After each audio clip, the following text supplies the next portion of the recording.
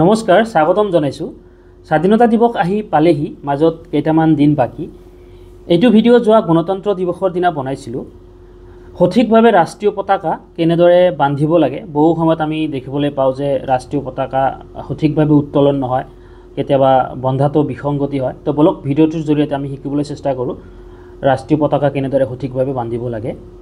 প্ৰথম কথাটো হৈছে পতাকা বান্ধিবলগীয়া ৰছীডালৰ দৈৰ্ঘ্য খুঁটাৰ অৰ্থাৎ পোলৰ কমপক্ষে দুগুণ হ'ব লাগিব। পতাকাৰ মাজেৰে যদি ৰছী সুমুওৱাৰ ব্যৱস্থা আছে তেতিয়াহ'লে ৰছী সুমাই পতাকা ৰছীৰ মাজামাজি ৰাখিব আৰু গেৰুৱা ৰঙত যিটো নট থাকিব, মানে গাঁঠি মৰা থাকিব, সেই ৰছীডালৰ যিটো মূৰ আছে, মূৰটো পোলৰ ওপৰেদি ঘূৰাই আনিব। আনহাতে কিছুমান পতাকাত ফুটা নাথাকে, ডিৰেক্ট কি কৰিব লাগে, দুয়োফালে ৰছীৰ দুটা মূৰ বান্ধিব লাগে। তেনে ক্ষেত্ৰত পোলৰ ওপৰত থকা ৰিঙৰ মাজেৰে পাৰ কৰা ৰছীৰ মূৰটো গেৰুৱা ৰঙত নট মাৰিব লাগে, অৰ্থাৎ গাঁঠি মাৰিব লাগে, আৰু আনটো মূৰ সেউজীয়া ৰঙত বান্ধিব লাগে। এই ষ্টেপখিনি এবাৰ ভালদৰে চাওক। গেৰুৱা ৰঙত আমি এটা নট দিছোঁ, গাঁঠি মাৰি ভালকৈ টাইট কৰি বান্ধিছোঁ, আৰু তাৰ পাছত গেৰুৱা ৰঙৰ লগত থকা ৰছীৰ যিটো মূৰ আছে, মূৰটো আমি ৰিঙৰ ওপৰেদি পাৰ কৰি আনিছোঁ। আনহাতে সেউজীয়া ৰঙতো আমি ৰিঙৰ তলত যিটো ৰছী আছে, সেই তলৰ অংশৰ সেই ৰছীডাল ইয়াতে এটা গাঁঠি মাৰিছোঁ। এইবাৰ আমি পতাকাখন সঠিকভাৱে ভাঁজ কৰিব লাগিব, আৰু ভাঁজ কৰাৰ বাবে প্ৰয়োজন হ'ব দুজন মানুহৰ।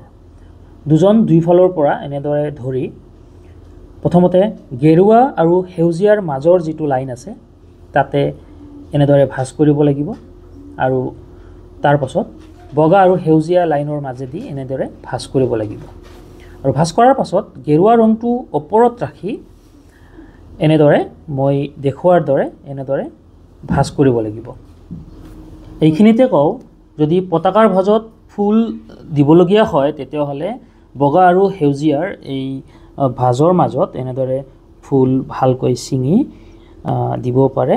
তো আমিও আমাৰ মৰমৰ ছাত্ৰ ছাত্ৰীসকলে অনা ফুলবোৰ পতাকাৰ ভাঁজত এনেদৰে ভালদৰে দিলোঁ, আৰু আগত কোৱাৰ দৰে গেৰুৱা ৰং ওপৰত ৰাখি এনেদৰে আমি এবাৰ ভাঁজ কৰিলোঁ, ফাইনেল ভাঁজ। এইবাৰ আৰু নুখুলোঁ, তো এনেদৰে তল ওপৰ কৰি ভাঁজ কৰিলোঁ।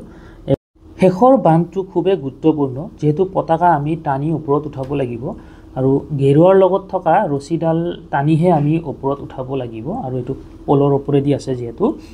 গতিকে সেউজীয়াৰ লগত যিডাল ৰছী আছে, আমি সেইডাল ৰছীৰেহে পতাকা কি কৰিব লাগিব, মেৰুৱাব লাগিব।